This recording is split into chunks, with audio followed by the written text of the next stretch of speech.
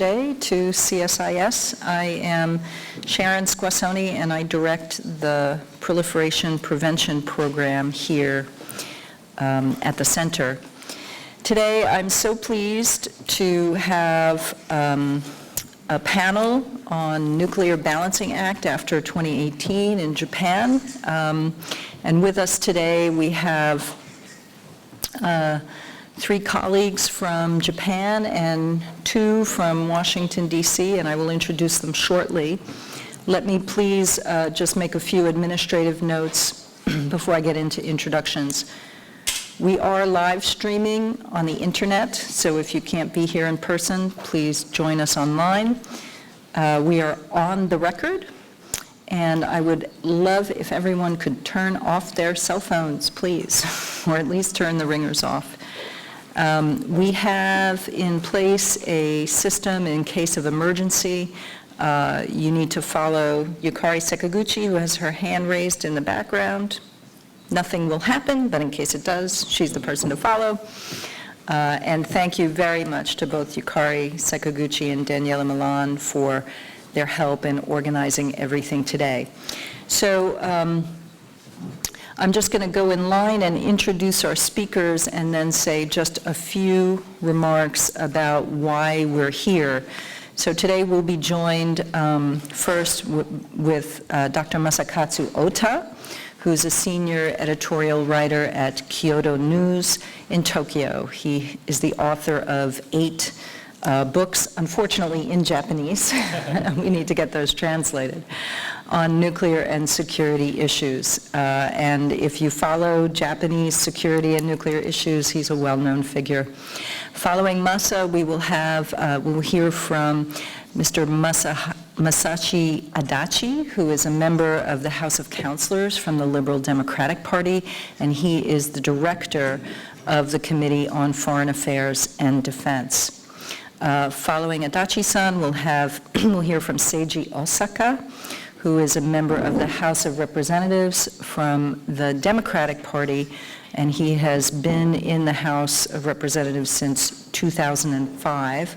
He is a member of the Special Committee for Investigation of Nuclear Power Issues, and he's director of the Standing Committee on Judicial Affairs. Following Osaka-san, we will hear from Tom Countryman, who's former acting Undersecretary for Arms Control and International Security in the State Department, and he's a career Foreign Service officer. Following Tom, we'll hear from John Wolfstall, who is a senior advisor now at Global Zero and a fellow at Harvard University's Managing the Atom Project. During the Obama administration, he was a special assistant to the president for national security affairs and senior director at the NSC for arms control and nonproliferation. So you might be wondering, what is the significance of 2018, the midterm elections in the United States? Not just that. In 2018, the 30-year cooperation agreement between the United States and Japan for nuclear energy will expire. It's an initial term. It is one of the few agreements we have that has a provision for automatic extension. So the question is, are there issues that we need to address with Japan that would normally be addressed if we had to rewrite this agreement that we're not addressing now because the agreement will automatically extend? Japan is one of those few countries that has what I would call special rights. It is a non-nuclear weapons state that enriches uranium and reprocesses spent nuclear fuel.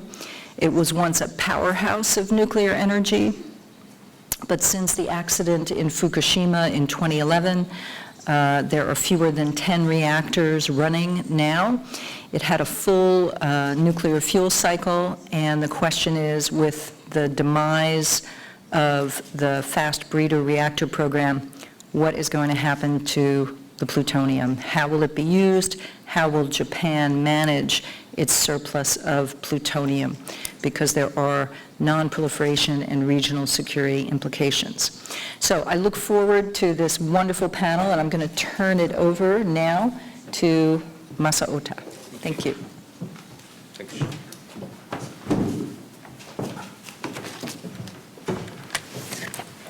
All right, thank you, Sharon, and also welcome, and thank you for coming on the rainy and the cloudy afternoon on Wednesday. I can see some familiar face and the old friends and the new friend, and anyway, please enjoy for next 2 hours. Okay, I want to make some remarks, opening remarks. First of all, I would like to express our deepest gratitude for your facilitating us here in CSIS, one of the most prominent think tanks in the U.S. and the most inspirational intellectual institution all over the world. I'm Masa, a laid-back journalist coming from Tokyo and visiting Washington with the Japanese Diet members and their colleagues in front, and sponsored by the Japanese think tank and NGO Citizens Nuclear Information Center, CNIC, and the New Diplomacy Initiative, ND, of Japan. CNIC and ND asked me to become a bridge builder to connect then Japanese delegation and the U.S. intellectual and expert for realizing this trip, 1 week visit here in Washington. So far, my many great and old friends in this town have helped us a lot in such a fascinating manners during this trip. Sharon, Tom, and John, all of you are my highest admiration in this most important field in the modern age, nuclear non-proliferation. Please take my sincere respect to your exceptional work and the dedication to this area for such a long time and in such an impressive professional attitude. Thank you very much, all of you. Why did we come here in Washington? I take 1 week off. I'm a working journalist and affiliated with the Kyoto News, but in my capacity, personal capacity, and I'm supporting this delegation. Why did we come here for 1 week? What would be a benchmark for this trip? I would like to explain to you a little bit. Sorry. Our delegation's view on nuclear policy are diverse. Some of the members would like to phase out nuclear power in Japan in a drastic manner, quick, shut off all nuclear weapons. Others, power, sorry. I'm not joking.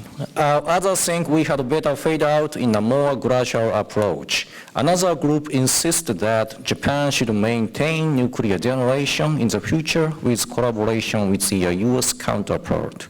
But all of our delegations strongly share the same value and concern, which is we don't want to do anything stupid and whatever unreasonable on nuclear policy. One of these categories is reprocessing nuclear fuel program planned in Rokkasho, it's in Aomori Prefecture, Japan. Delegation agree that Rokkasho Reprocessing Plant should never operate under current circumstance. I just want to show you some slide.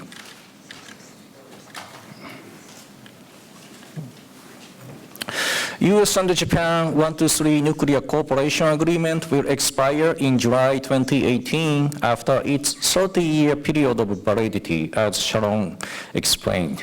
At this moment, we don't feel any political enthusiasm to revise, renegotiate, nor terminate this important treaty agreement.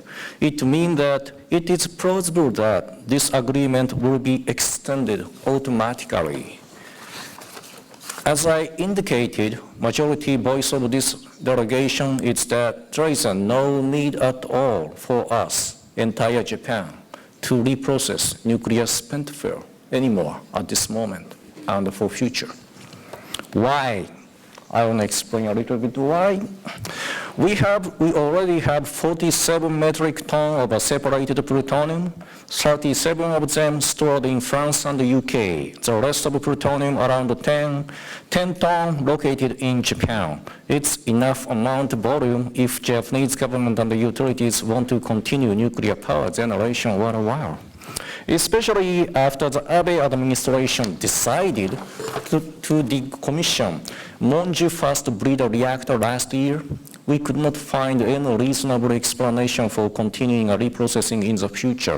First breeder reactor was the original Japanese idea. You know, we are natural resource scarce nation, so we need plutonium to maintain our energy independence in the future. So that's the reason why government pursued the FBR project for past more than 50 years. But last year, Abe administration killed Monju. So there is no, justification whatsoever for, producing more plutonium. That's my observation. CNIC's projection of the Japanese stockpile of plutonium will go up to more than 100 tons after 2040s. This is the calculation done by Mr. Matsukubo from CNIC. Look at this graph. As you know, plutonium is a nuclear weapon applicable material. 47 tons is such a big number. But currently, we have only 3 reactors running in Japan, which can consume around 1 ton of separated plutonium annually.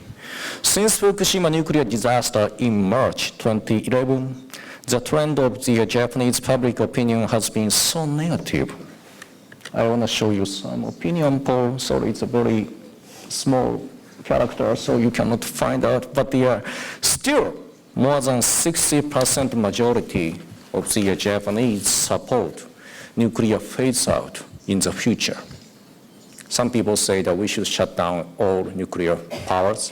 Other people say that gradually, in the long run, maybe next 10 or 15 years, but the 60% majority support phase out of the nuclear power.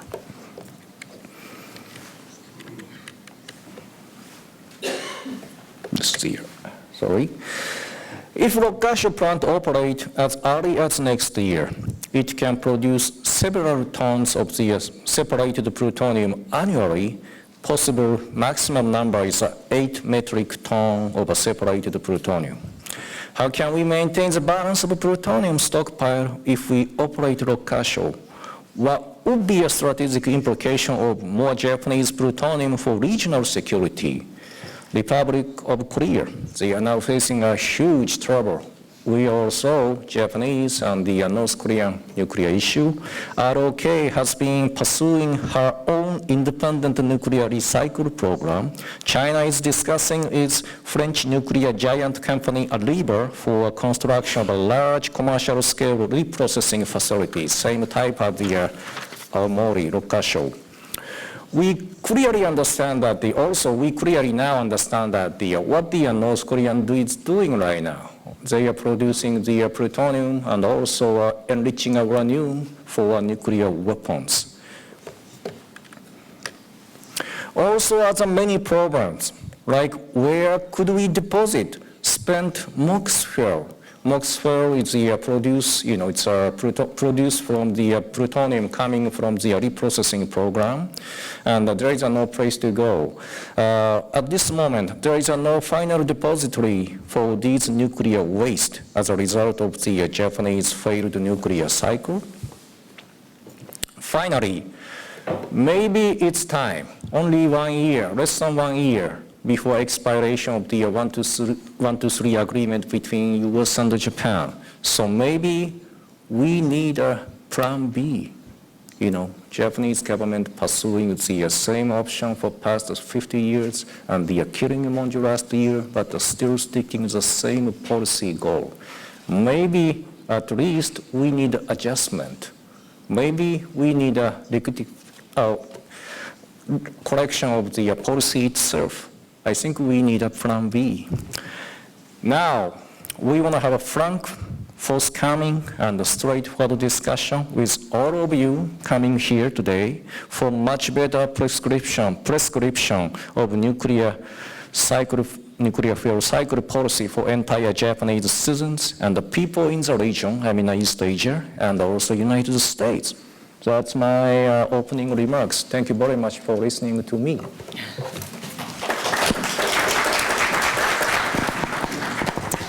Thank you, Masa, for leading us off. We'll now hear from Adachi-san.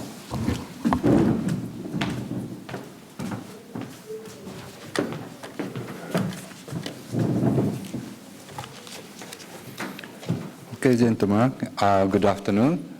My name is Masashi Adachi.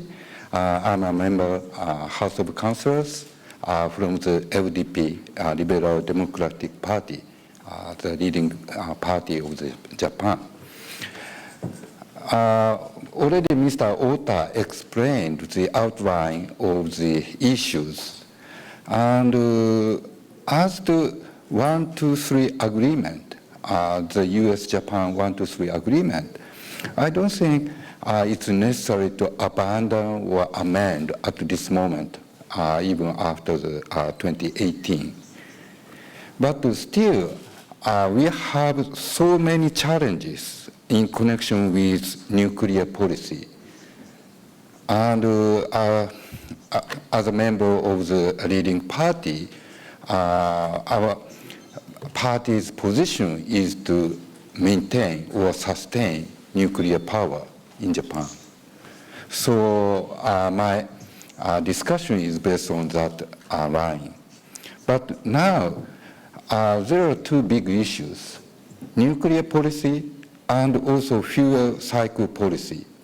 In both sides, I think there are some deviations existing between the principle and reality.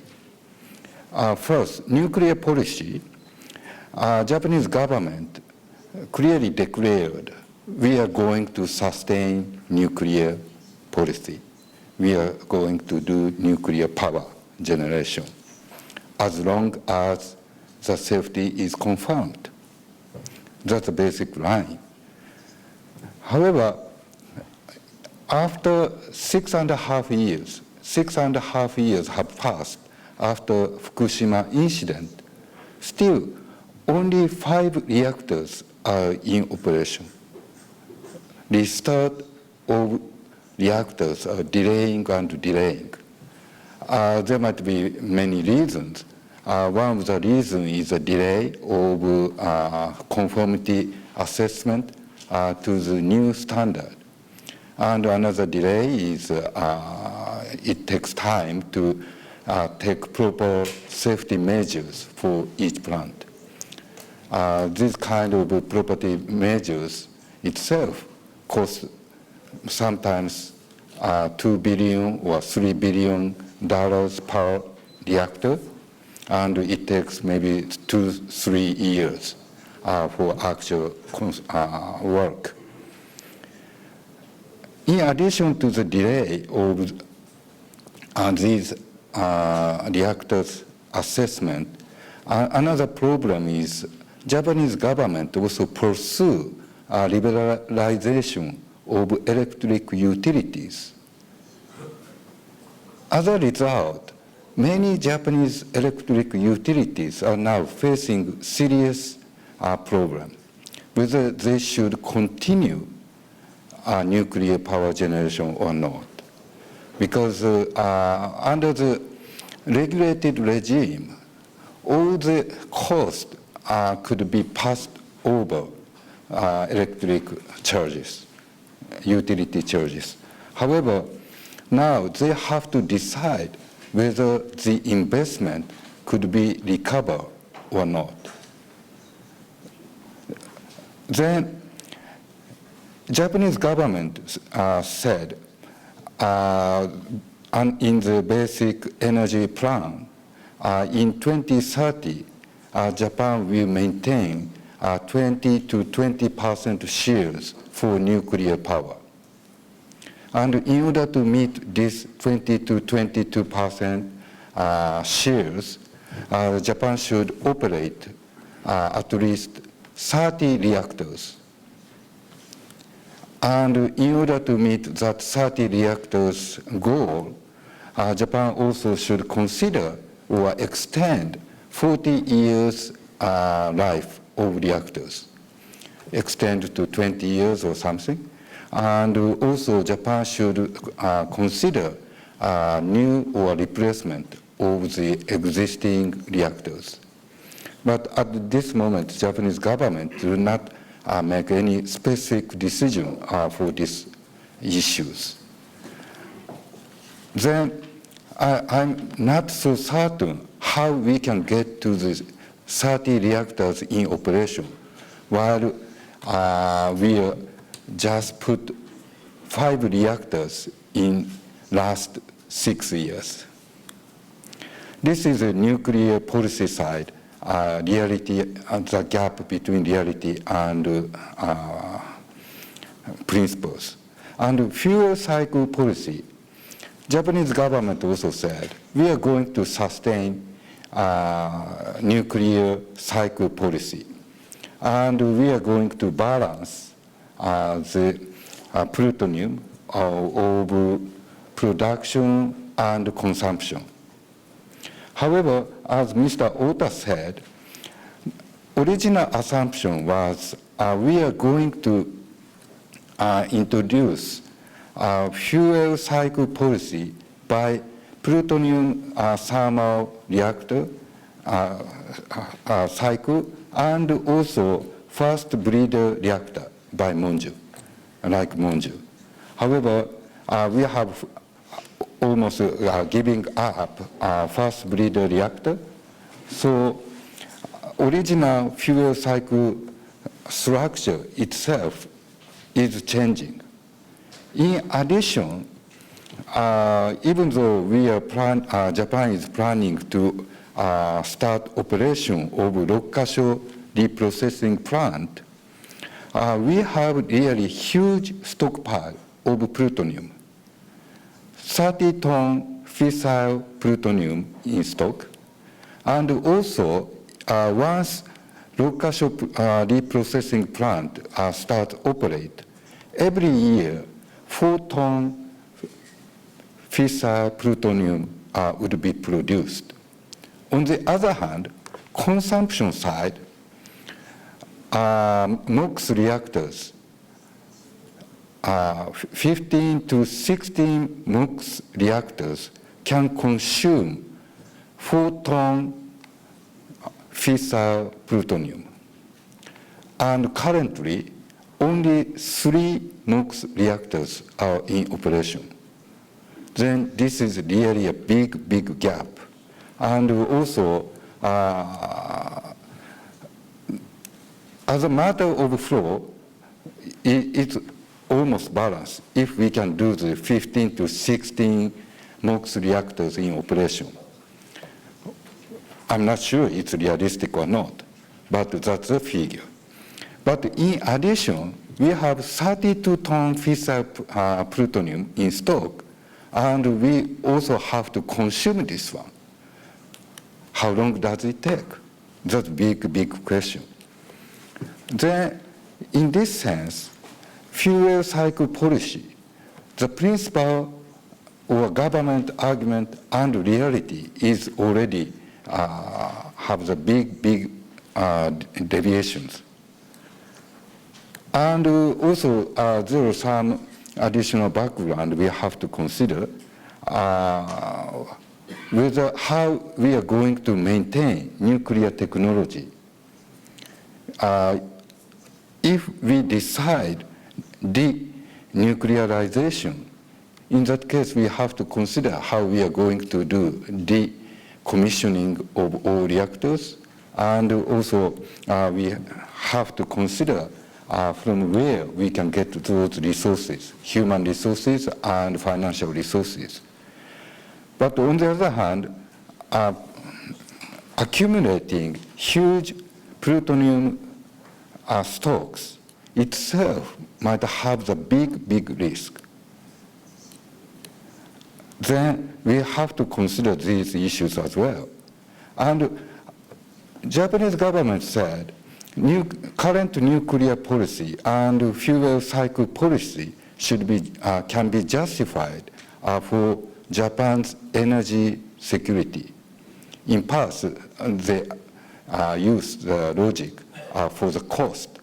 But after the Fukushima incident, that logic or that argument is now very low. But energy security, in order to consider energy security, maybe we need nuclear policy and fuel cycle policy. But still, we have to try to narrow the gap between the principle and reality. Otherwise, although Japan does not have any evil intent to utilize plutonium badly, but still Japan would lose credibility. In fact, right now, 80% of plutonium is kept abroad, and Japan is complying strictly with the IAEA requirements. In that sense, at this moment, Japan have enough things to say in this line. However, if the total volume of plutonium is increased, in that case, we have to explain more specifically. Then, in that sense, I think the government should do more and more effort to narrow the gap. And in order to narrow the gap, there are two approaches. One is change the principle, and another is do better in reality side. That means we have to accelerate restart of MOX reactors, and we have to carefully watch this process before we actually start reprocessing Rokkasho plant. Without this kind of real reviewing the reality or improving the reality, Japan cannot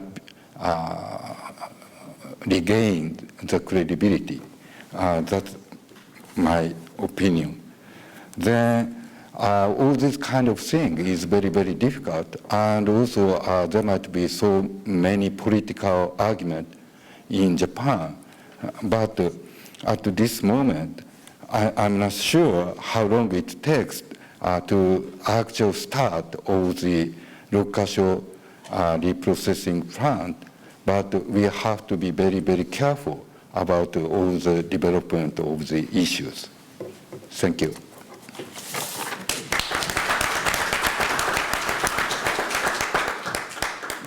Thank you so much, Adachi-san. And now we will hear from Osaka-san.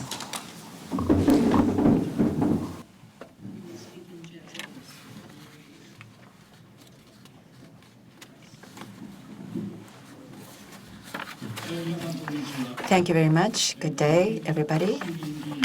I'm a member of the House of Representatives, Seiji Osaka. I am a Democratic Party member. Can you hear my Japanese and English right now through your headphones? No. In 2011, March, there was the Great Japan East earthquake, and I was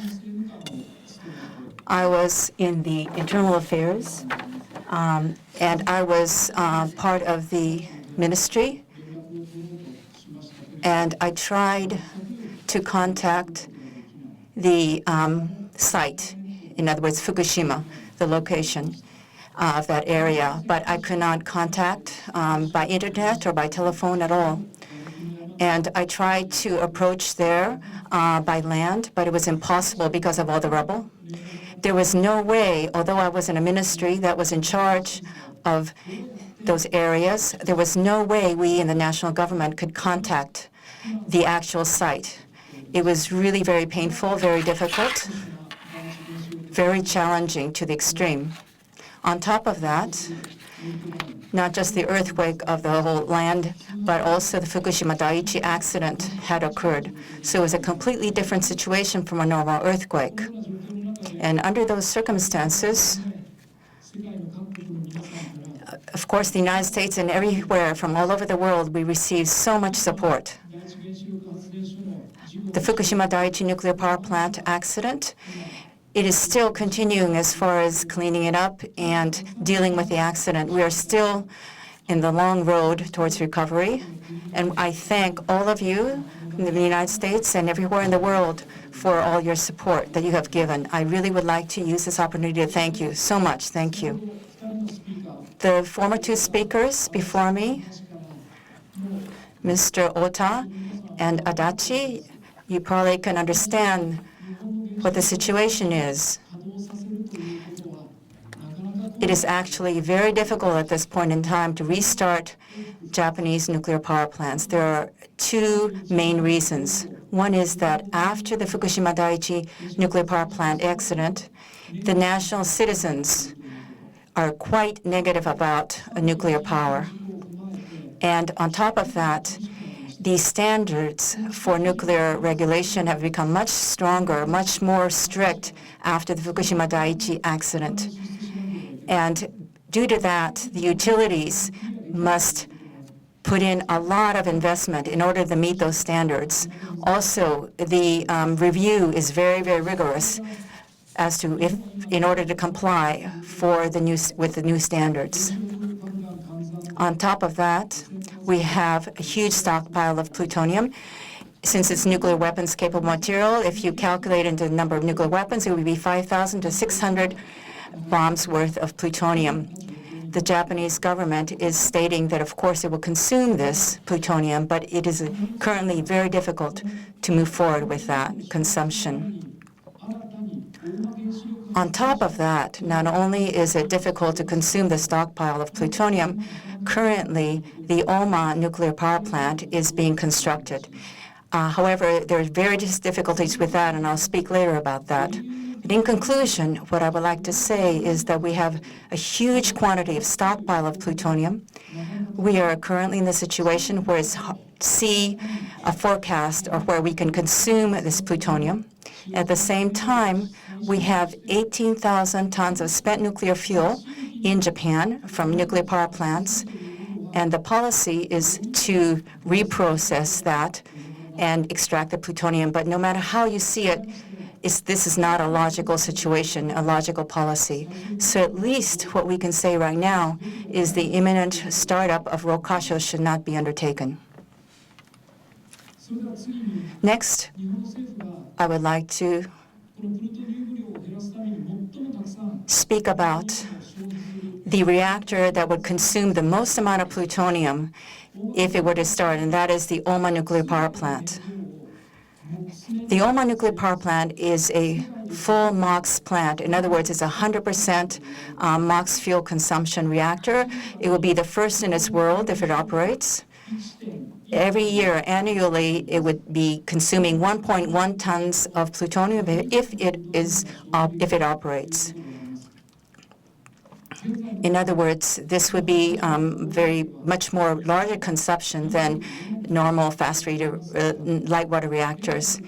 Currently, the start of operation is supposed to be 2024, but currently it has not met the new nuclear regulations, standards. And so I think that the start date, that date is quite unlikely. Another point about the Oma nuclear power plant that is problematic. When you look at the current electricity demand in Japan, we do not have a need for a demand that would warrant a new nuclear power plant to come online. If it were a situation that we would have a difficulty in demand, then, of course, first, it would be that reactors that are already constructed and operating that are currently stopped would be restarted. But currently, under the current supply-demand situation of Japan, it is really not necessary to construct and operate a new nuclear power plant. The third point I would like to speak about the Oma nuclear power plant, a reactor that is being constructed, is sited on the Tsugaru Strait, which separates Hokkaido with the mainland of Japan. It's a very narrow strait. And also, on top of that, it's international waters. Many foreign shipments pass through this strait. Normally, foreign ships can only come as close as 22 kilometers to the coastline of Japan, but because the strait is so narrow, international shipments are allowed to come as close as 5.5 kilometers from the coastline, the shore. So considering this situation, this is not a regular nuclear power plant. The terrorist threat would be much greater than a normal nuclear power plant, nuclear reactor. And so on top of that, there are 460,000 people living within the radius of 50 kilometers of the Oma nuclear power plant.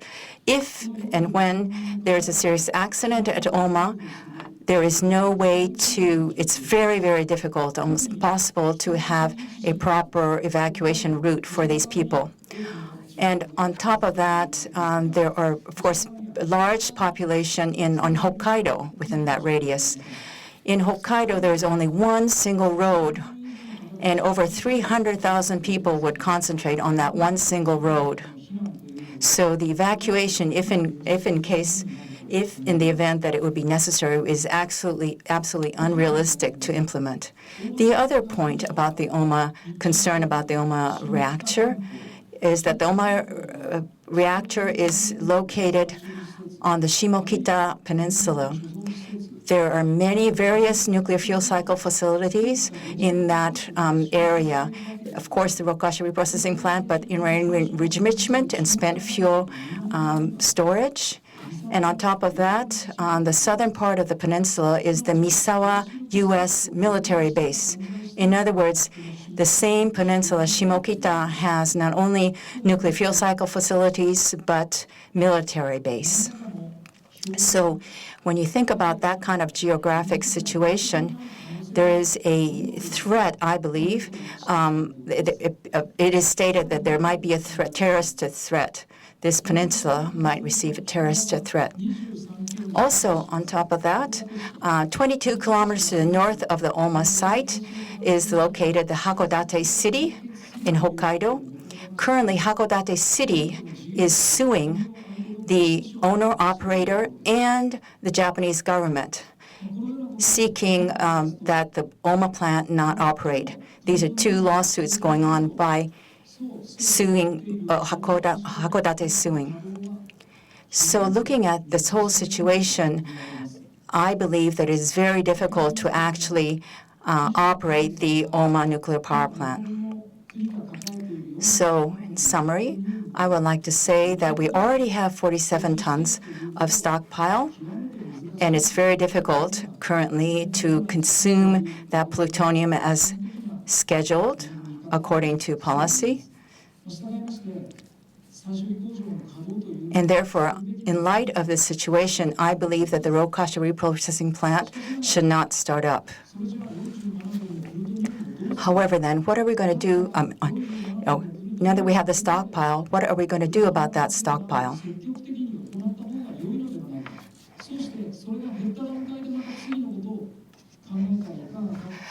There may be an opinion that we should first consume that 47 tons by using MOX fuel in the light water reactors, the current reactors, and to go forward with that policy.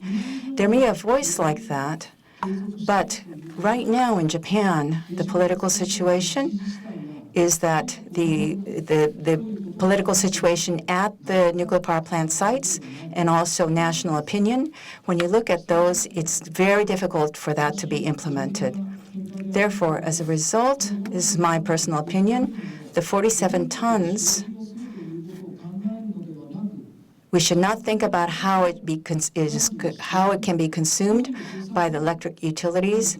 Instead, we should think about how we can safely manage this plutonium and store it or manage it. instead of burning it and consuming it as fuel.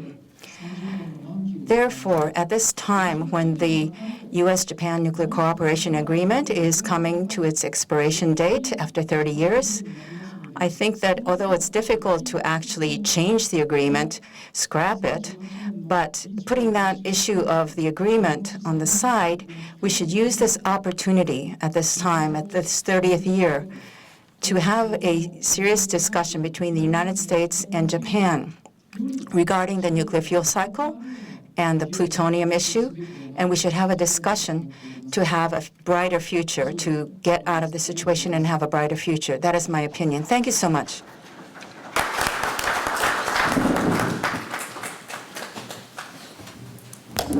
Thank you so much, Osaka-san. And now we invite Tom Countryman to the podium. Well, thank you, Sharon, and let me welcome again our distinguished guests, Adachi-san and Osaka-san from the Japanese Diet. Would like to emphasize first that U.S. and Japanese cooperation in nuclear technology is second to none. We have no more important partner in the commercial cooperation in civil nuclear technology. We have the closest technical and scientific cooperation between our Department of Energy and their counterparts in Japan in fields such as safety and security.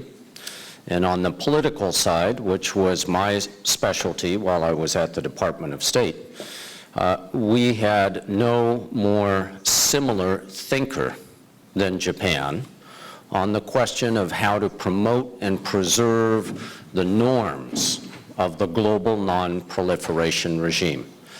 This has been the case for more than 50 years, going back well before the beginning of the current 1-2-3 agreement. And that largely hasn't changed.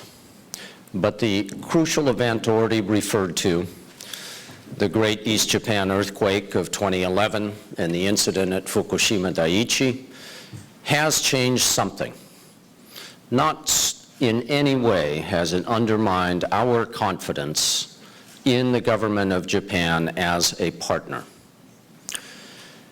But it did undermine the credibility of one particular commitment and one particular policy that Japan has pursued for 40 years. And that is the closed fuel cycle, the reprocessing of spent fuel in order to consume, to draw additional energy from the spent fuel in pluthermal plants that consume plutonium in the form of mixed oxide fuel. As I said, the credibility was not undermined by any action by the government of Japan, but simply by the fact that in reaction to the Fukushima Daiichi incident, it was no longer possible to foresee the operation of enough of such reactors that would preserve a balance between the production of plutonium for fuel and the consumption of that fuel in nuclear reactors. That was a problem for Japan. But it is also an issue of concern for the United States. Plutonium, to put it simply, is nasty stuff. It has great energy value. It has potential economic value in the right kind of nuclear reactor.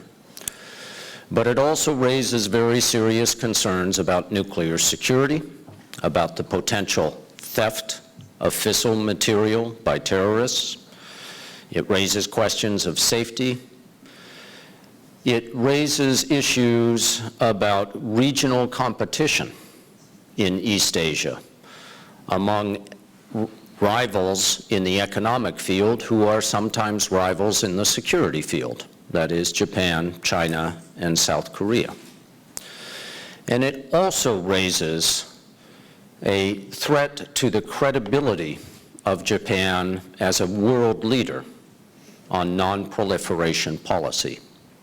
And for all those reasons, and for because of the importance of U.S.-Japan cooperation in the nuclear field, the United States has a justifiable concern about the stockpile of separated plutonium that Japan possesses both on its own territory and stored in France and the United Kingdom. For that reason, when I was the Assistant Secretary of State for Non-Proliferation, I visited Japan, both Tokyo and Rokkasho, 5 times between 2014 and 2016 in order to discuss this issue, to understand each other better, and to assist our close ally in finding answers to questions that were urgent not only for Japan, but that had an effect regionally and globally. And the result of that conversation, those many conversations, was a very positive statement released by the government of Japan in December of 2016, in which it not only reaffirmed the long-standing policy that Japan would not accumulate plutonium whose use was not foreseeable, but did more than that, put more flesh on the bones of that policy in the post-Fukushima reality, and crucially, increase the level of responsibility for the Japanese national government in pursuit of that policy. In other words, to make more explicit that this was not simply a directive from the government to the utilities, but an issue, a policy, a promise for which the national government took responsibility. That was an important statement, and of course, we welcomed it. I have to say today, as an ex-government official, what I could not say then, which is that it only partially addressed the question of credibility in terms of sustaining that commitment to no excess accumulation of plutonium. So where we are today, well, I've already told some of you that there is one force in the world that is more powerful than nuclear fission, and that is bureaucratic momentum. This matters in 2 big ways today. First, we're having this discussion now because the initial period of validity of the U.S.-Japan 123 agreement ends next July. The agreement does not expire, but the initial period of validity ends, and if there is no action taken by either government, it will continue to be in effect. Now, I do not expect either government to take action to reopen this agreement. First, in my experience, a successful agreement, any successful agreement, if it's a 123, if it's the Nuclear Non-Proliferation Treaty, if it's the U.S. Constitution, you take much bigger risks by reopening it to fix one thing than you do by letting it continue.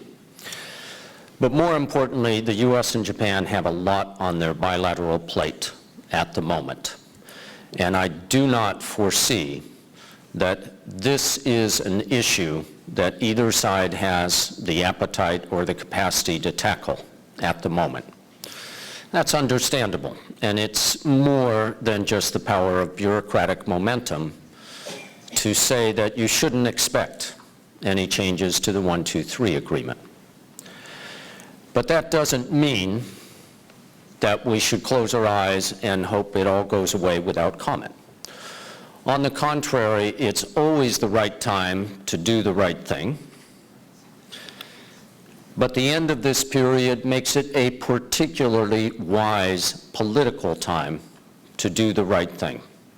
Because of the world's interest and because of the U.S. congressional interest, it is a good moment for the government of Japan to consider steps that go beyond the December 2016 statement.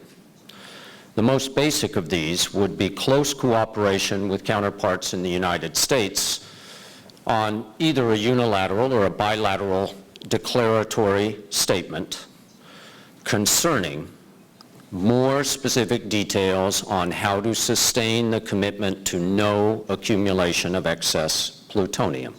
That's at a minimum. There is more that the government of Japan should consider doing over these next few months. It includes, for example, making a more clear statement, either with the U.S. or unilaterally, that throughput, that is production of reprocessed plutonium at Rokkasho when it opens, will not exceed the current capacity of operational nuclear power plants to consume that fuel. It could include, in various scenarios, steps that would make an immediate reduction in the holdings that Japan has of separated plutonium.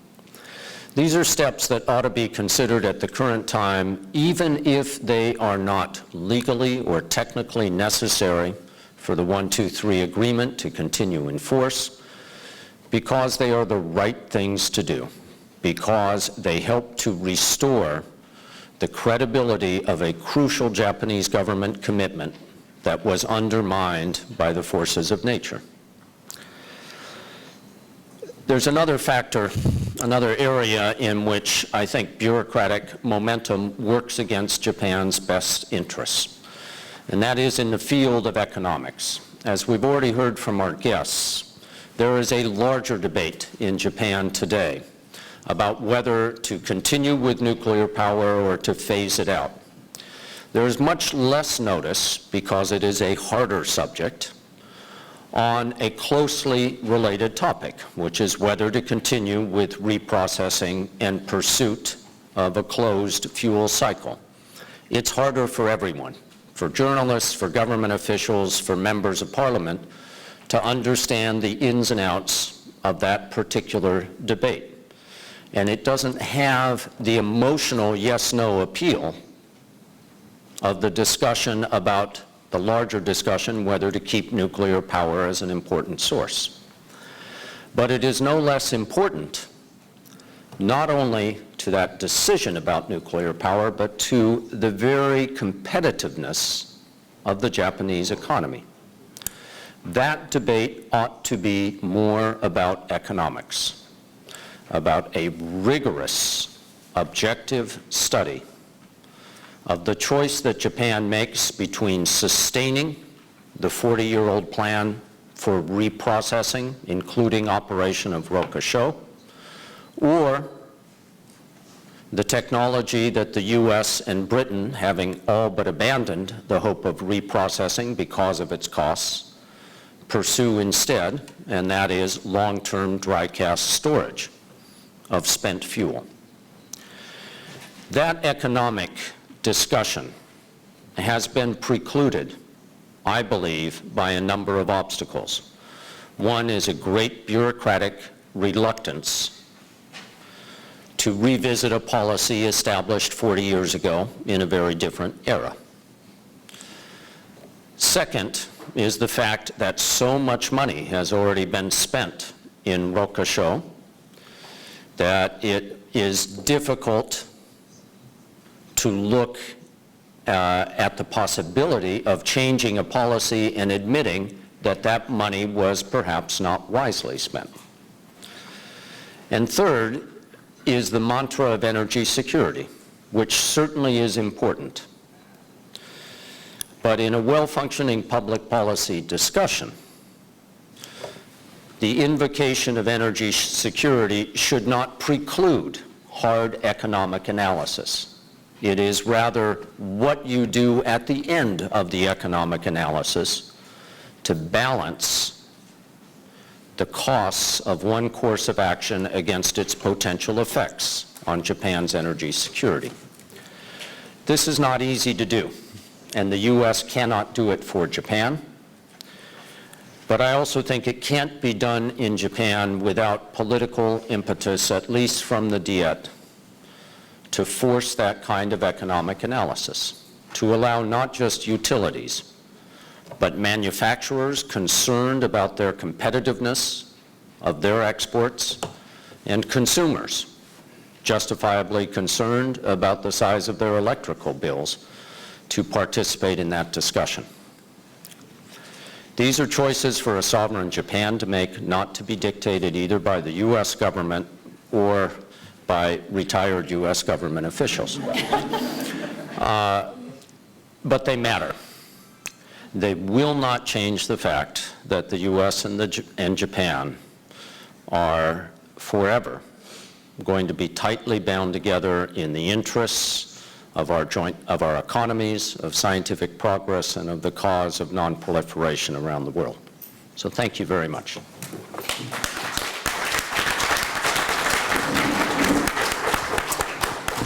Thank you, Tom. And last, but certainly not least, John Woolston. Thank you. I hate it when we go alphabetically. So thank you, Sharon. Thank you very much to our guests and to all of you for coming today. I will be pretty brief because we've had a lot of insights and expertise on display here. I always try to think at an event like this, what can I add, right? What's the additional piece that I can try to put on the table?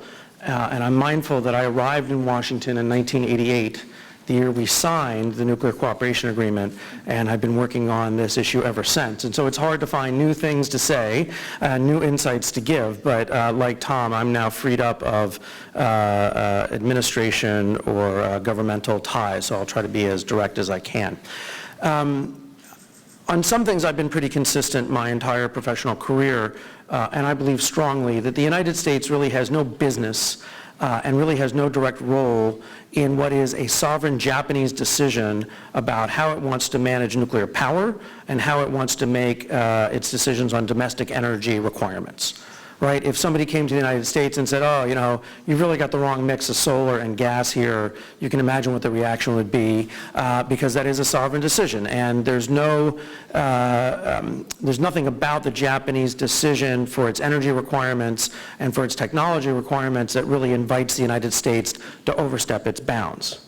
However, we do have an important role and we do have an important interest in regional security in East Asia, and as such, we need to and actually have an ongoing dialogue with the Japanese government about their plutonium fuel cycle, about their use of weapons-usable nuclear materials in light of both security and regional political developments. And this is demonstrated when you look at how Japan has engaged in the nuclear security summit process and the very important and forward-leaning steps that the Japan government has made in both altering domestic behavior and in providing parts of its nuclear holdings as contributions to the nuclear security summit process. That has brought real fruit, and that dialogue has been important. It has both had a direct impact and it has had an important precedent-setting role that has implications elsewhere.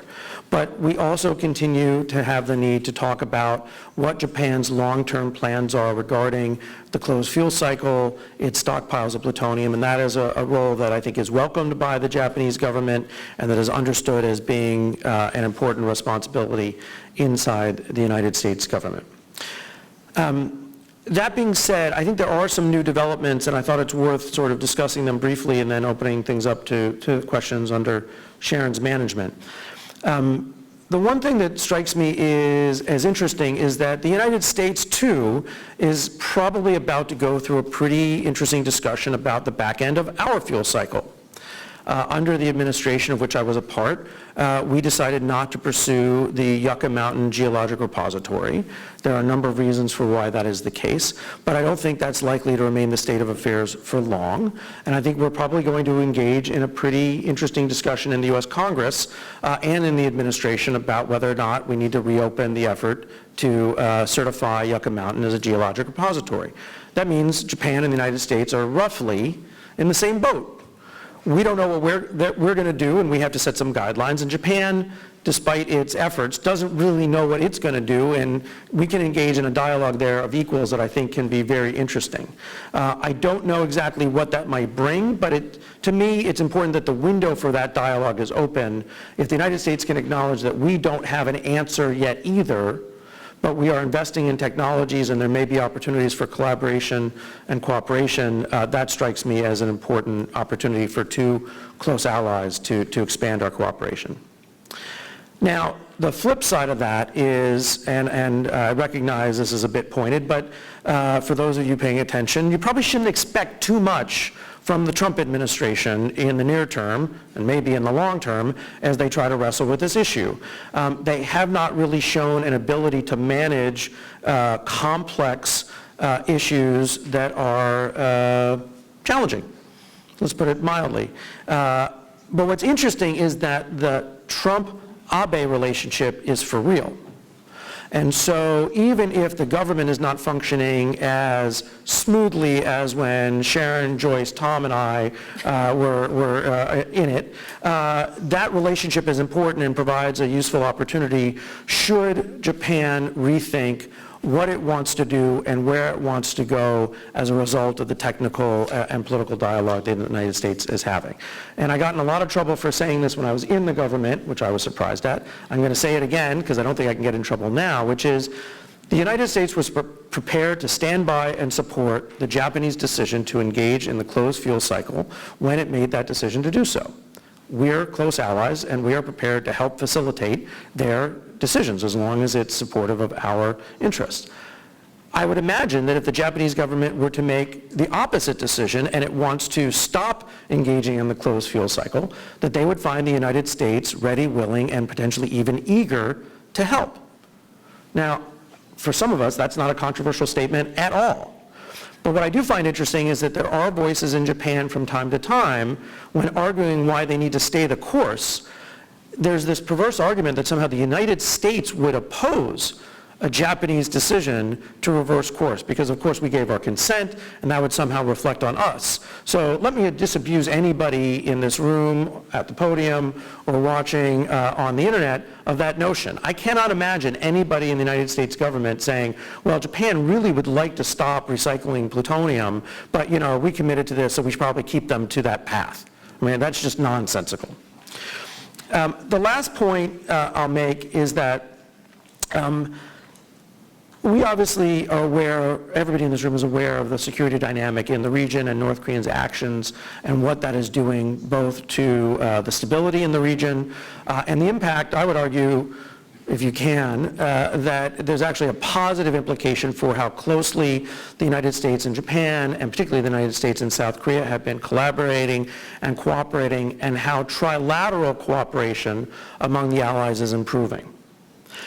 This is an area, however, where there isn't enough of that bilateral Japanese, South Korean discussion, nor is there enough trilateral U.S., Japan, South Korea discussion. And so I would imagine that one possible opportunity as we move forward is for the three governments to really engage in a deep discussion both about the economics, the possibility for collaboration, technical and political, and also to understand how the actions by all three of us affect the perception and the security requirements of the other two. And so if the United States were to make a move in one direction, how would that be perceived in South Korea and Japan? And to put it very pointedly, how does South Korea view a Japanese decision to stick with a recycling program that doesn't make economic sense? And how would Japan view a decision by South Korea to move in exactly the same direction? That strikes me as a conversation that's worth having. At the very least, it has the opportunity to remove misunderstanding and the potential for this escalation in technical pursuit of plutonium recycle, but it could do much more than that over the long run. And so I think, I know that our representatives here from the Japanese parliament have an interest in engaging in dialogue with their counterparts. I think that is very ripe, and so I think members of the U.S. Congress should be engaged. I think the South Korean parliament as well has a growing number of members with expertise here, but if that can be expanded into the executive branches, I think that would be very welcome. So with that, I'm happy to turn it back over and look forward to the discussion. Thank you.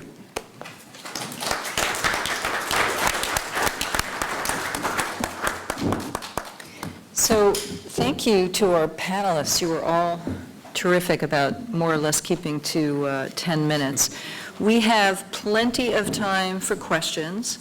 And while you are all gathering your thoughts in the audience, we have microphones in the back. Let me just tell you, please, if you do have a question, raise your hand, identify yourself, and try to make it into a question. But comments are welcome also. I'm going to take the prerogative of the chair, if I may, just to make a comment and then raise an issue or two. I wanted to take one issue with something John said when we were talking about analogous situations. I didn't think you were going to mention Yucca. I thought you were going to mention the MOX plant, which the Trump administration has decided not to fund based on escalating costs and other things. I thought it was because they don't like Lindsey Graham. It's not that political. Well, maybe it is political. But what I chafe a little bit at is the presumption or the assumption that it's either repository or reprocessing, because we all know it's not, right? Everybody needs a repository, and we really need to work on that. But in the case of MOX, and there may be some people in the audience who disagree, we neither had an economic rationale nor really interest among our utilities in using that material. And so in a lot of ways, that's very analogous to the Japanese situation. You know, the rationale for reprocessing was to move to a plutonium-based economy. They're not there. They may never get there. And so they have utilities. The utilities may want to use the MOX, but certainly the public isn't totally excited about MOX fuel. And so what do you do when there isn't so much enthusiasm either among industry or the public, but we're still marching along towards that policy? I don't know if you want to react to that or... Just very briefly, I mean, I think there is, it is something else that we can talk about that we have in common, but we have to keep in mind the U.S. MOX program was for a very different reason. It was a bilateral agreement with Russia to dispose of material as a way of corralling and eventually shrinking the amount of material available for weapons. And the United States never made the case that this was economically viable. This was a security program for which we were prepared to invest significant amount of resources, which also turned out to be not only economically not viable, but technically and politically a dead end. And then once the Russia relationship evolved, no longer made sense from a security point of view. So I agree with you that there are some commonalities there, but I wouldn't want to stretch it too far. But I think that we have a lot of things to talk about. I don't see any hands in the audience yet, so I'll take the opportunity to ask another question. We have heard you know, there's an imbalance between the principles and the reality. We've heard Masa called for a plan B. One of the ideas out there is to delay the opening of the Rokkasho plant for a certain period of time.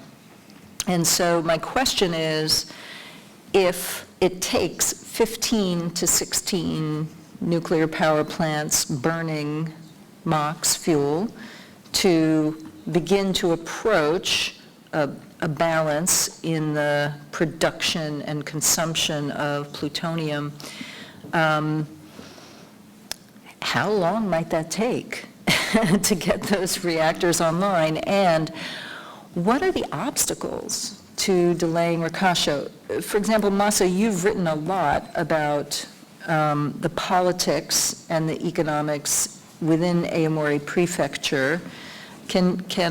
I'd love to hear from our Japanese colleagues what some of the obstacles would be to delaying the opening of Rokkasho. Okay, thank you very much, Sharon. And the 15 to 16 reactors can consume certain amount of the stockpile of plutonium. That was a plan A before Fukushima nuclear disaster. But after that, nobody can expect 15 to 16 reactors can consume plutonium even in the long run. So as Mr. Adachi emphasized that the discrepancy between reality and the principle, and we need to adjust. But there is many hurdle for fundamental change of the policy. One of the big issue is, as Sharon said, about the domestic politics, especially local politics in Aomori. Our delegation member, Mr. Yamada, is coming from Aomori, and according to him, on some public opinion poll showed 80% of the Aomori people are against the Rokkasho operation. But there is some small special interest group on the local politics. They made a huge investment politically, financially, and socially, just containing any opposition in Aomori, so spending 30 years for collaboration for Japanese national policy fuel cycle system. So Aomori DPJ government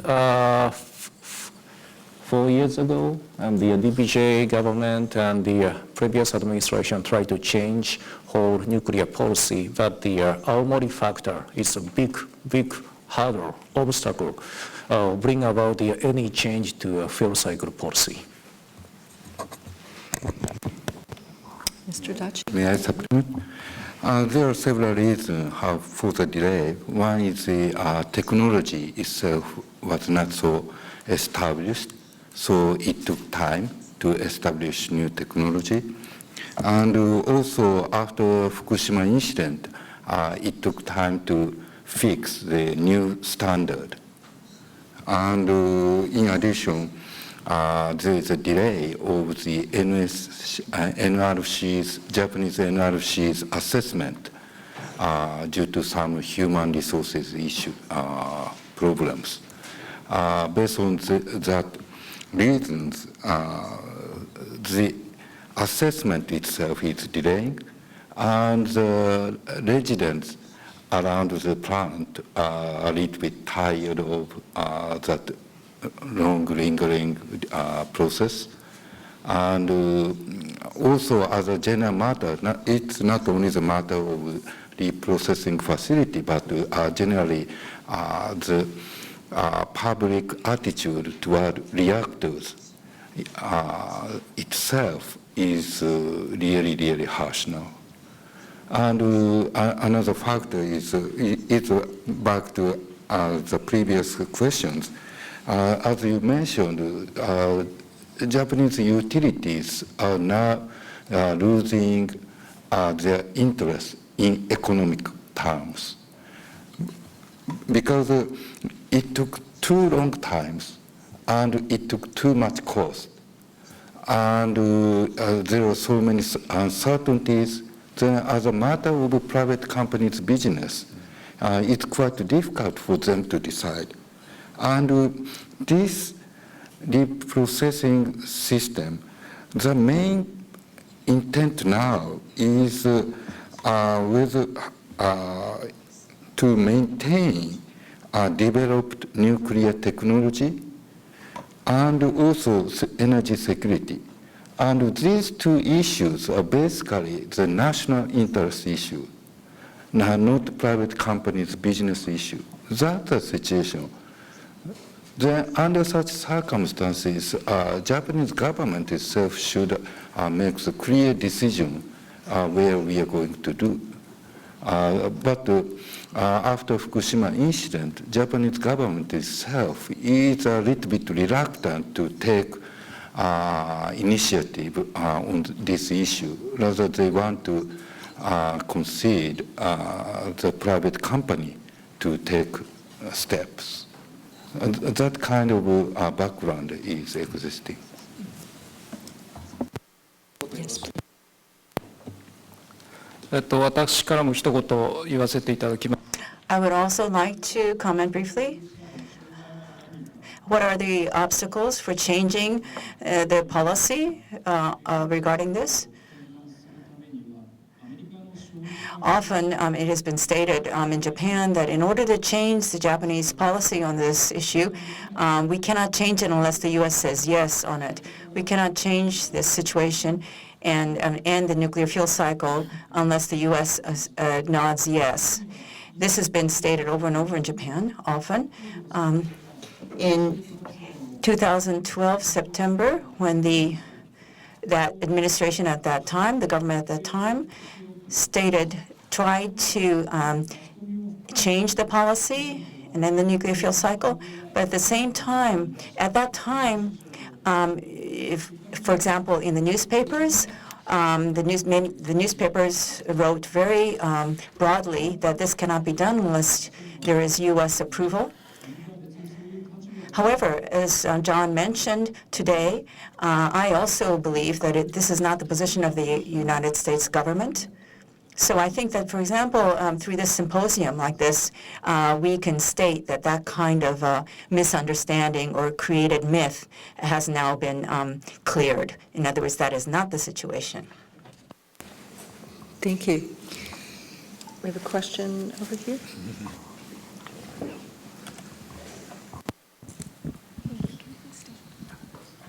Thank you.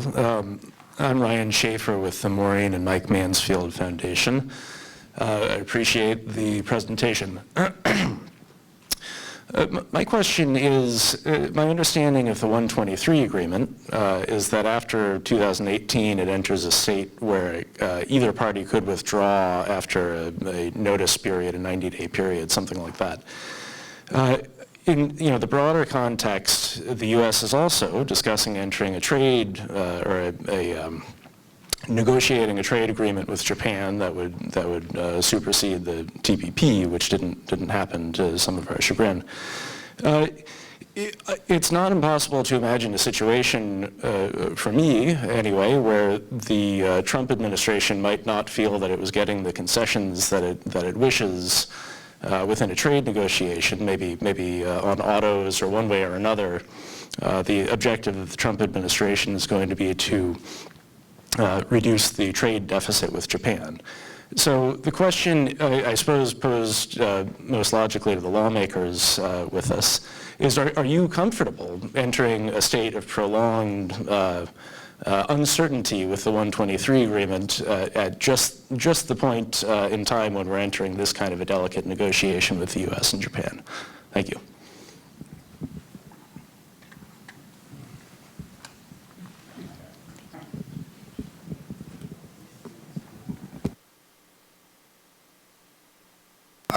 I understand your question is automatic renewal and no definite term might put both parties uncertain situation. Is that right? Of course, that's true. But on the other hand, in order to amend this treaty agreement, maybe we have to open all the issues. That's one part. And also the same thing happened between the U.S. Japan security agreement. Originally, it was 10 years period, but now it's only the automatic renewal provisions. Then it's not special, and maybe at this moment, we'd better to be quiet.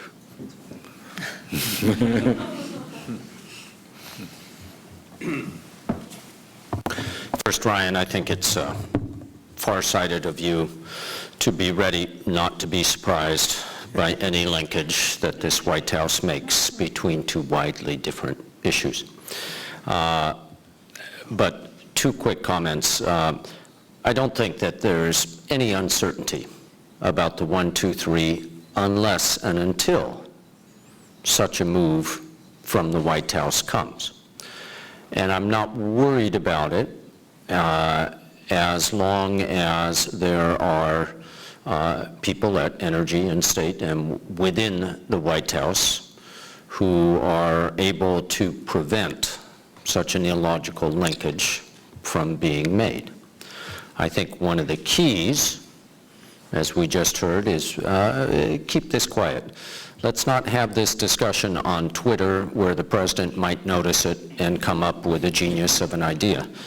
And let me just add to what Osaka-san said. I mean, John and I can only speak for the Obama administration, which doesn't do you very much good now.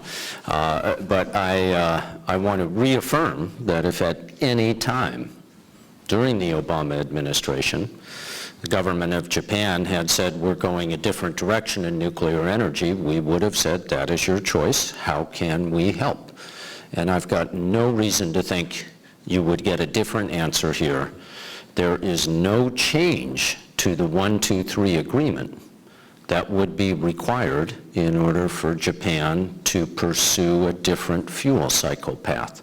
There's nothing in the 123 agreement that requires Japan to do this, or that should be construed as an American endorsement, as opposed to an American permission or toleration or whatever you want to say. May I be just a little controversial? Which is, why wouldn't, if that situation were to come to pass, right? Someone doesn't understand the importance of our nuclear cooperation agreement. The U.S. needs Japan just as much as Japan needs the U.S. in the nuclear industry, in nuclear trade.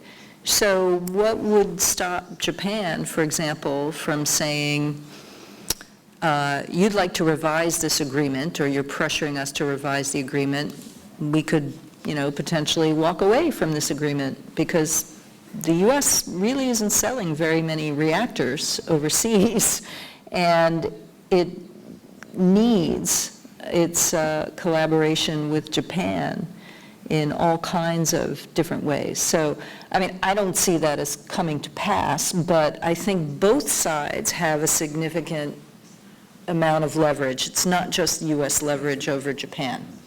I don't know if you'd like to comment or react. Yeah, right. Right now, the direction of two countries are not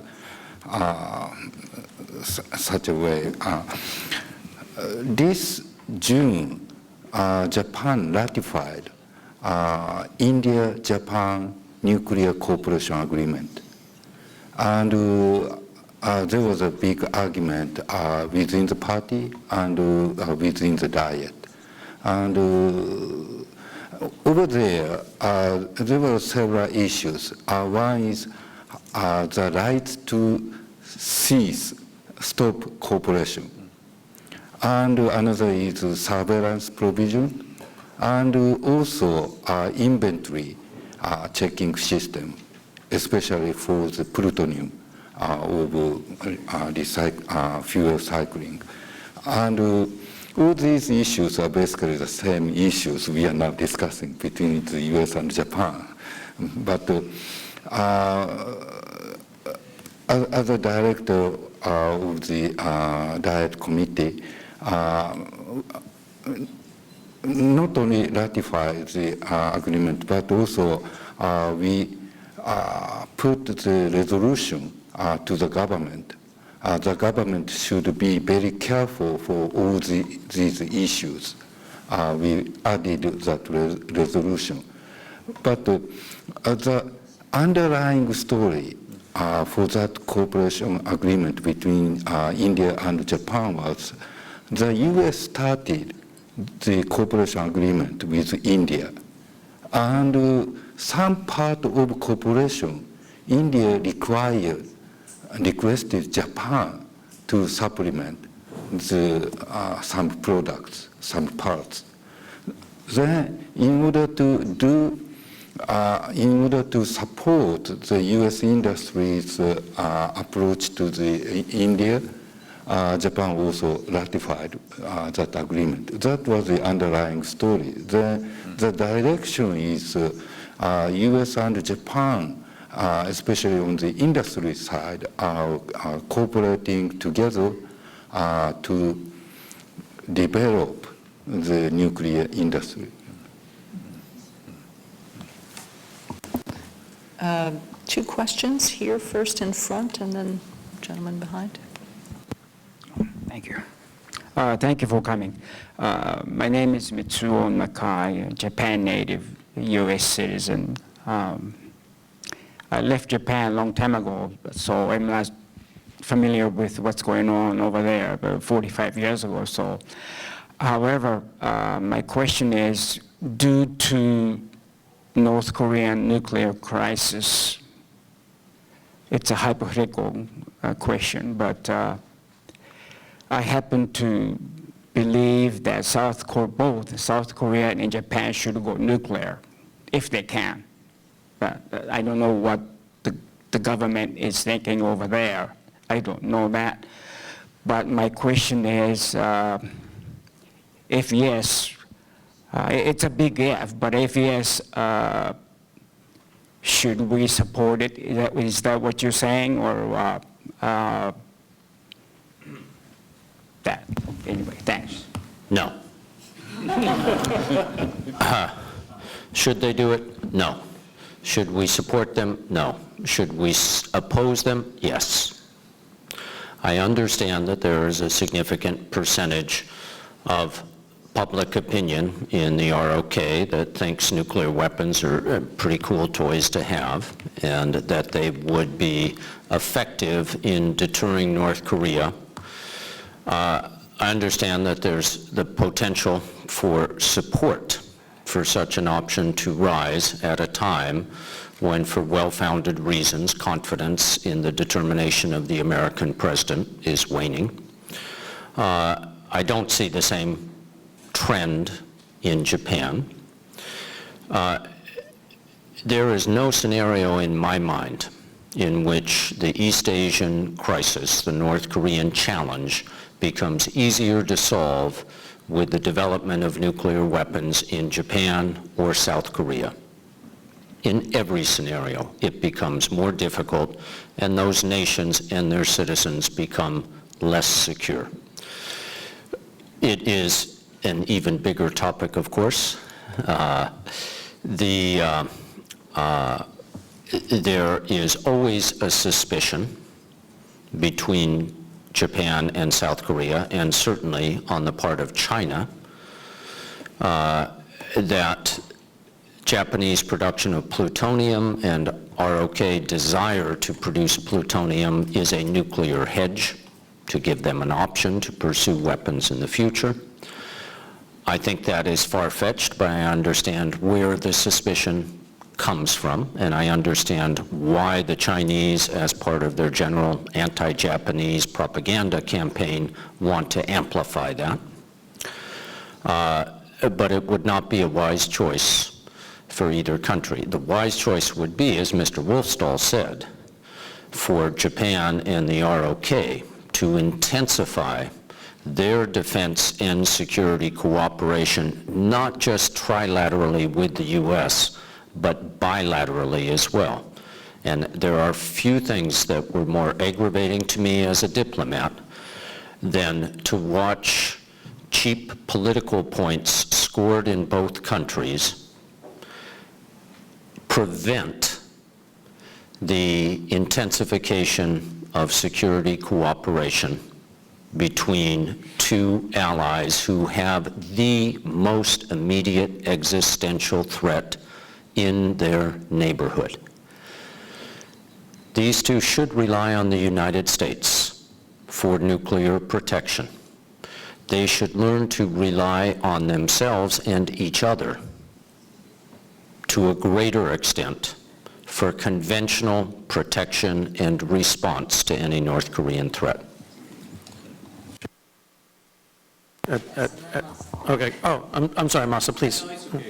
So I just want to relate this discussion back to the one we're having, because I think there is a direct tie-in, which is, one, South Korea and Japan having nuclear weapons of their own is basically saying we don't trust the United States alliance, and therefore I think is the end of the close cooperation that we've had. You may disagree, but it is essentially saying we don't believe the United States would risk New York to protect Seoul or Tokyo, and that is a dramatic reflection of the relationship we're working to avoid, but I think it would be a milestone that couldn't be ignored. But more importantly, Japan or South Korea to have nuclear weapons would have to withdraw from the Non-Proliferation Treaty, would no longer have full scope safeguards agreements, which means it would be withdrawing from their nuclear cooperation agreements with the United States, which means that all of their nuclear reactors in both Japan and South Korea would have to shut down because you're using U.S. technology, which we can't authorize the use of unless you're under full scope safeguards. And we have the right to require the return of that material. So on the one hand, your economies collapse, that's bad.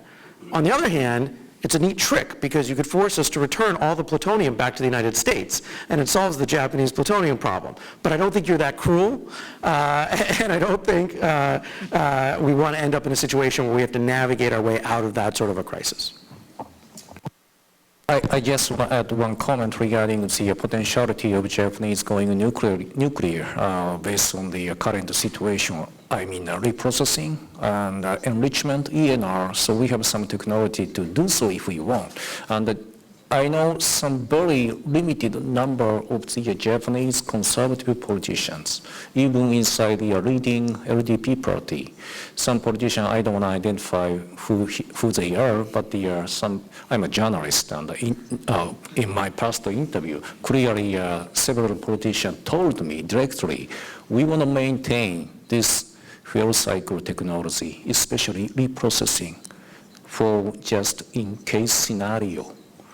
Decoupling of security interests between U.S. and Japan, and some people told me, former defense minister told me, and this technical deterrence could have some effect on North Korea and China. So they are very minor view, but what I want to emphasize is the majority of the Japanese. They oppose this idea, and also, as Tom said here, more conventional, intensification of the defense cooperation is a much more effective measure in terms of the strength and the deterrence. And then this gentleman. Yeah, within the LDP, it's true that there are several people who start advocating that idea. But still, we are really far, far away from realizing that idea because it's socially, legally, practically very, very difficult. And these hurdles are too high for us. Thank you. So we have a question up front. Yes, Mike Masedig, PBS Online NewsHour. Has the Fukushima and other developments caused a serious rethink of Japanese overall energy consumption and production? Because it seems like a lot of revolutionary and dramatic developments are taking place all over the world, the United States, Europe, China, Russia, what have you. And also whether Japan should even lock itself into a long-term nuclear thing if the overall energy picture could change dramatically in a shorter period of time. Thank you. Who would like to tackle that first?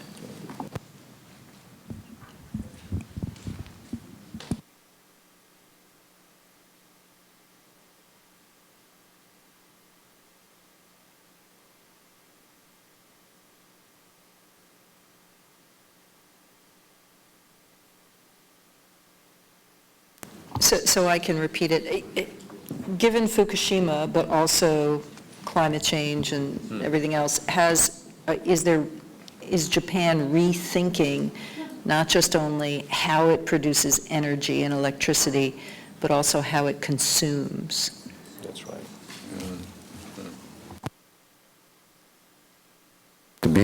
Before Fukushima, Japan tried to go for the more nuclear power regime. But after Fukushima, we stopped all reactors. And Japan tends to swing from this side to this side drastically. Before that, everybody said nuclear is one of the good solutions for climate change and energy security and all these kind of things. But once Fukushima happened, all the reactors stopped and people started saying it's too costly and it cannot guarantee energy security, etc. And the government still maintains the position nuclear is still one of the key resources for energy. And they wanted to show Fukushima there was a lot of problems over there, but the other reactor can resolve all these problems. But then, as a matter of scientific safety, maybe most of the issues are now being improved, but still we have the serious problem about the mind of peace. Most of the people still have some frustration of this issue. And the reason is what we lost in Fukushima incident was credibility. That's not only the matter, not only for government, politicians, utilities, but also media and academics. Almost all the people lost credibility in Fukushima case. And still we are in the process of restoring credibility. That's the situation. Then, as a matter of scientific safety, after the very, very severe standard we introduced, the government thinks most of the issues are now overcome, but still we cannot persuade citizens. Under such circumstances, still we cannot change energy policy from this side to this side drastically, because it really takes cost and also takes time, and also we have to consider how we are going to decommissioning the existing plants. Thank you.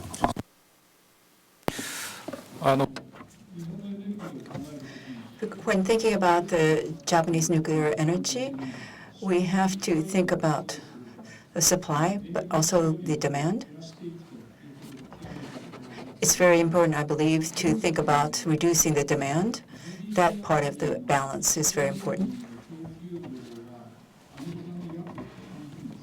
The actual Japan is a country that is efficiently using electricity. It's about twice as efficient as the United States. But I believe increasing that efficiency even further is very important. For example, switching from into LED lights. This is even pervasive now among a small village and the street lights in a small village. This is how widespread this effort is now in Japan. Also, the insulation of buildings. For example, I live in the very north, very cold, and so the consumption of energy can be greatly reduced by better insulation. This effort has been growing, and I believe that it will even escalate, increase much more throughout Japan. Just one quick comment on the electricity bill, of my house went up after the Fukushima nuclear disaster, or more than 10%, almost 20%. So if I want, I can change utility company from a TEPCO. TEPCO is in charge of the Fukushima, decommissioning process. And so if I want a cheaper price, I can change the company from TEPCO to other new utility company. But I haven't done so yet because the TEPCO is paying paying a compensation for the people who are still suffering, because of the Fukushima nuclear disaster. So, in a nutshell, people in Japan are forced to, preserve their energy consumption. We have to, decrease the energy consumption, otherwise we cannot afford. I would just like to add, in general, this debate about the role of nuclear energy and climate change is about as polarized as any debate on nuclear energy is, right? You have believers who say, like James Hansen, a NASA scientist, who say the only way to combat climate change is through vast growth in nuclear power. And others on the other side who say that just costs too much money and you can't do it in the time that you have, because remember, we're already going to miss our goals from the Paris climate change talks. So that, I think you put your finger on it, the consumption of energy is just as important as the production, and in most of the scenarios that I've read, the quickest way to achieve reductions in CO2 emissions is through fuel switching, conservation, a lot of things that for example, I'm sitting here and I'm freezing because of the air conditioning. I mean, we could turn that air conditioning down. When it's, and Japan actually, I know your economy suffered after Fukushima, but I think it was pretty remarkable how resilient Japanese society was in adapting to having, all of your nuclear power plants offline. So I think you're right to put your finger on that question. I guess the one thing, and I don't know if this panel can answer it, is, how is Japan doing meeting its climate change goals? Has investment in renewables gone up? I know in certain prefectures it has, for example, in Fukushima prefecture, but how on track or off track is Japan in reducing its own CO2 emissions given Fukushima? I don't know if you have a response to that. Yeah. As to CO2 reduction, Japan made the commitment to a Paris Treaty. In 2030, we are going to reduce 26% of CO2 compared to 2013. And the assumption at that time, actually there was a really, really harsh discussion within the party and also within the Diet to fix this figure. And the assumption for 26% reduction was 20 to 22% share should be done by nuclear, and 22 to 24% by renewable energy. And the reason why we disputed harshly was in order to increase renewable, it really takes cost. And the current technology do not afford enough solution. That was the argument at that time. Of course, there were several people who insisted much higher figures for renewable, but there was some concession over there. Thank you.私の住んでいる Where I live in Hokkaido, it's the northernmost island in Japan.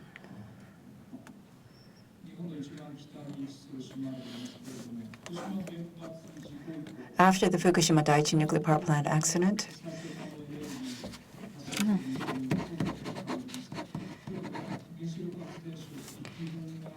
we have been able to reduce our electricity consumption equivalent to one nuclear power plant.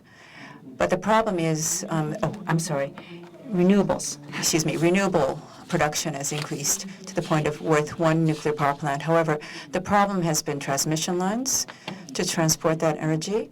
Once we get that transportation method, in other words, the method of getting this renewable energy to the consumption sources, then I believe that renewables will increase a great deal. Questions, if there are any in the audience?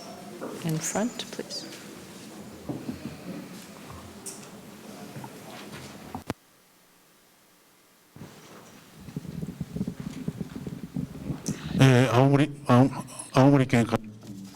I've come from Aomori. Today's title is Nuclear Balance Act. It is not just the American Aomori Prefecture situation, but I would like you to recall the Japanese technical level for reprocessing in Japan. In Tokai, over 40 years, only 1,000 tons of spent nuclear fuel was able to be reprocessed at the Tokai plant, and it will take decades to decommission this plant. A huge amount of money was spent on this reprocessing plant, and yet it was only able to reprocess that quantity of spent nuclear fuel. The idea that the Rokkasho plant can reprocess 32,000 tons of spent nuclear fuel over the 40 years at the pace of 800 tons spent fuel throughput per every year is very questionable. It's very questionable because the Rokkasho plant has been delayed so many times. It's really suspect whether it can actually start operation in 2018. And also, we're very concerned, can it be safely operated over 40 years safely? We in Aomori are very, very suspicious of this. We do not believe that it can be operated safely. And this is because the JNFL, the owner-operator of Rokkasho, has caused so many problems over the decades in Aomori. And even before the final approval by the NRA, the Nuclear Regulation Authority, even the president, with the president saying that we want to start reprocessing next year, in light of the fact that all the problems that have occurred and with JNFL not being capable, I really feel suspect of the fact that Japan can undergo this safely and stably. And I believe this is not just a concern of Japan, but also internationally. I think that way back when this agreement, the cooperation agreement was signed, there was a belief that actually reprocessing could go forward. But over these 3 decades at Rokkasho, there was test operations 10 years ago, but only a small quantity of spent fuel was able to be reprocessed. So under these conditions, I really cannot believe that this project can go forward smoothly and safely. Thank you very much. I would like to offer our panelists a final opportunity to make comments if they'd like, and I'll start with John down that end. Only to say thank you, Sharon, and thank you to our guests one last time. It's interesting to me that the passion and the energy in the debate that was once on display in the United States 30 years ago is really very different today. People can actually be friends with each other, even if you have different views on whether Japan should or shouldn't engage in the closed fuel cycle. So I think we have an opportunity to try and engage in a sensible discussion here, and I think it's of great value and example that both majority and minority members from the Japanese parliament can come and have that conversation with us, and hope it continues.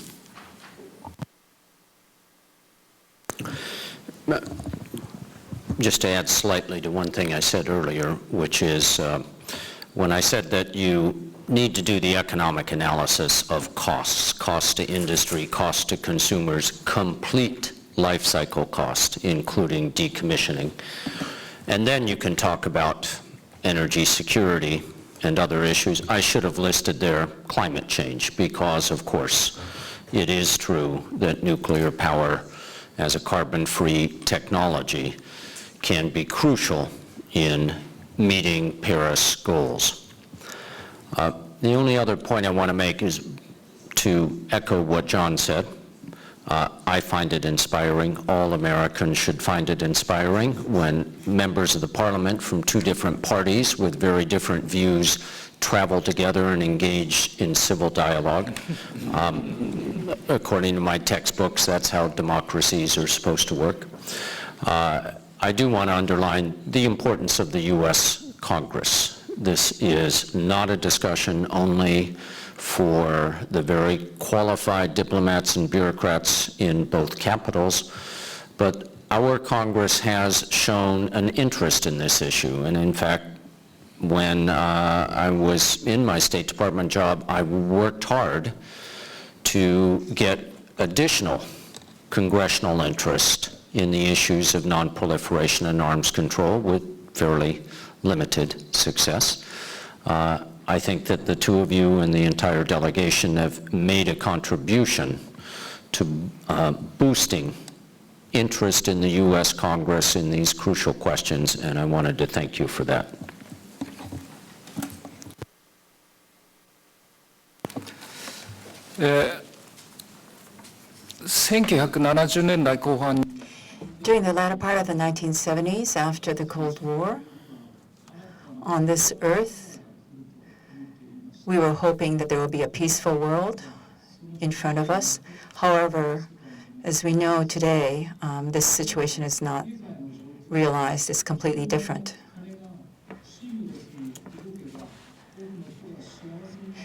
The thought that if trade and people could move around the world freely, that we would attain happiness. Of course, a certain number of people can be free and go anywhere in the world and trade anywhere, but it hasn't really brought happiness internationally for all the people of the world. I think that the situation has changed some, where we have fought regarding energy sources in history and over these decades. I think that we are at a very important crossroads at this time historically.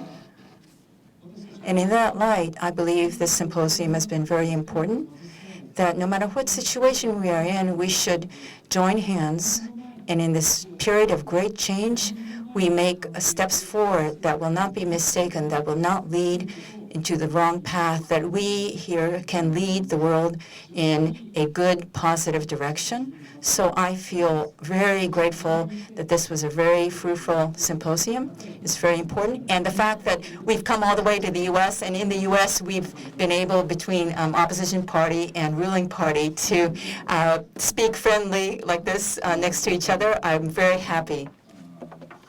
We recognize safety is the most important thing in nuclear power. But also, we have to make realistic decision and plan. We already have nuclear power. This is a different situation. We are discussing about greenfield situation. And even in case we decide denuclearization, we have to consider how we are going to do and what kind of implication we have to face. And also we have to consider what kind of technology and who is actually doing all these kind of things.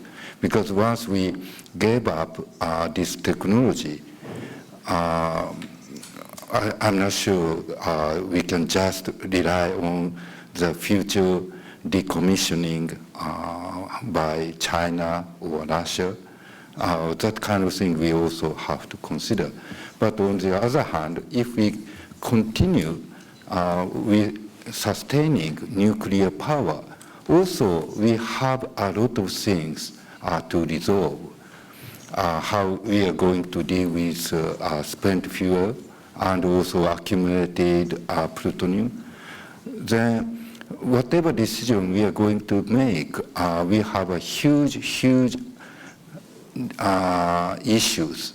And I think most of the issues Japan can share with the United States. And I think that's one of the key elements of the U.S. Japan 1 to 3 agreement. Then I think both countries should discuss the realistic solution and also establish realistic schedule.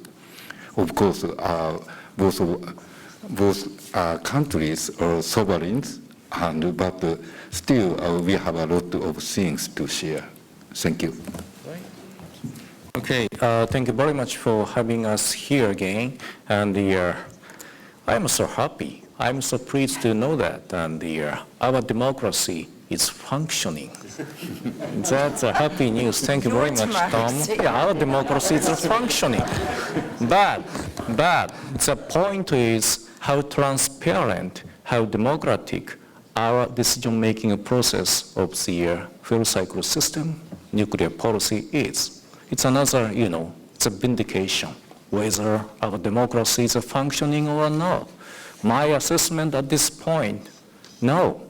Less transparency, government is not so willing to provide, concrete information to the public, still sticking the same policy, business as usual for almost 30, 40 years. So we want to change. Yes, we can change. United States, Japan, each nation is a sovereign nation. Of course, decision regarding whether we operate Rokkasho or not, it's our decision, Japanese decision. But United States is also a big stakeholder. 30 years ago, U.S. gave Japan special privilege to reprocess. Even Japan is a non-nuclear weapon state.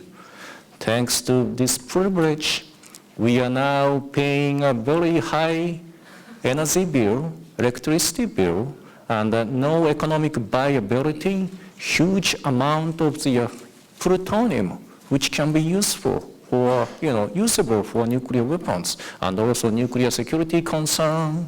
So many negative consequences thanks to this privilege. So U.S., you have right, you have obligation to say something regarding the Japanese nuclear fuel cycle policy. Thank you very much.